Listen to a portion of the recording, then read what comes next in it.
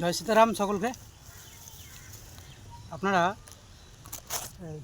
দেখতে পাচ্ছেন যে আমার হাতে একটি নিম বৃক্ষ রয়েছে। তো আজ হচ্ছে শুভ অরণ্য ষষ্ঠী। তো শুভ অরণ্য ষষ্ঠীর সকলকে অসংখ্য শুভেচ্ছা ও গৈরিক অভিনন্দন জানিয়ে আমি আমার বার্তাটা রাখছি। যে আপনারা হয়তো অনেকে বলবেন যে ফেসবুকে পোস্ট করানোর জন্য বা লোককে দেখানোর জন্য অনেকে গাছ রোপণ করছে, আর আপনি যদি না দেখান আপনার মাধ্যমে কেউ জানতে পারবে, আর আপনি যদি না দেখান আপনি কেউ জানতেও পারবেন না। তো আমি একটাই কথা বলবো যে গাছ যেটাই হোক না কেন লাগান, প্রচুর পরিমাণে লাগান। কারণ বর্তমান যুগে আমরা কাউকে একটি ঘর দিতে পারবো না।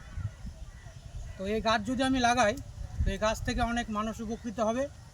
যেমন আপনার নিম গাছের ভেষজ গুণ আছে, দাঁতন হয়, চুলকানির ক্ষেত্রে, চর্মরোগ ক্ষেত্রে পাতা ব্যবহৃত হয়, অনেক পশু পাখি বাসা পাবে, খাদ্যাভাবের অভাব মিটবে।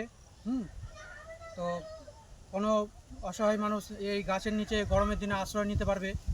এর ঠান্ডা হাওয়া অনেক রোগ নিরাময় করতে পারে।